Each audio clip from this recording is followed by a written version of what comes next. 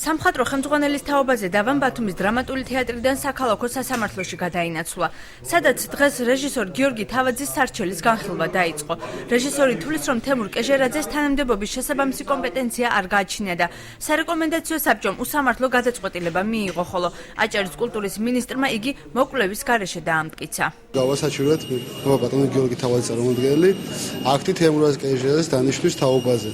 Აი ეს აქტი არის კანონსაწინააღმდეგო, იქიდან გამომდინარე, რომ დარღვეულია კეჟერაძის კანდიდატურის წარდგენის წესი. გარდა ამისა, კეჟერაძე ვერაკონხულებს კანონის მოთხოვნებს, ის პროფესიით მსახიობი არ არის და ასევე დარღვეულია მინისტრის მიერ აქტის გამოცემისას დისკრეციული უფლებამოსილების მიზნები და ფარგლები. მიგვაჩნია სასამართლო წარმოება ჩატარდა კანონის მოთხოვნა დაცვით და ველოდებს სასამართლოს გადაწყვეტილების მიღებას. თემურ კეჟერაძის წარმომადგენლები ფიქრობენ, რომ სამინისტრომ გადაწყვეტილება კანონის დაცვით მიიღო და საკითხი განხილვას არ საჭიროებს. იქნა მიღებული ბრძანებით და დასაქმებული კონკრეტულ საქმეზე მას ეწოდება მსახიობი, ანუ ის ბრძანებით მსახიობია და ის შეესაბამება ამ საქმიანობას. ეს სადავო მე მგონი არ უნდა იყოს. როდესაც სამხატვრო ხელმძღვანელი ხდება თეატრის საერთო ხელმძღვანელი, მას უნდა ქონდეს შესაბამისი გამოცდილება.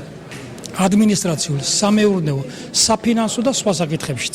განათლების სამინისტროს იურისტი იმ ფაქტორებზე საუბრობს, რომელთა გათვალისწინებითაც კულტურის მინისტრმა საბოლოო გადაწყვეტილება მიიღო. მისი თქმით, გადამწყვეტი როლი თემურ კეჟერაძის მენეჯერულმა გამოცდილებამ ითამაშა. რამდენიმე გარემოება იქნა მხედველობაში მიღებული. ერთ-ერთი გახლავთ, როგორც მოგახსენეთ უკვე, სარეკომენდაციო საბჭოს მითითება. მეორე ის გარემოება, რომ ბატონ კეჟერაძეს გააჩნდა ხელმძღვანელ თანამდებობაზე მუშაობის გამოცდილება და სხვა. პროცესს მოსამართლე ჯუმბერ ბეჟანიძე უძღვებოდა, მან მხარეებს მორიგება შესთავაზა, თუმცა მათი წინააღმდეგობის შემდეგ საქმის განხილვა გადაიდო.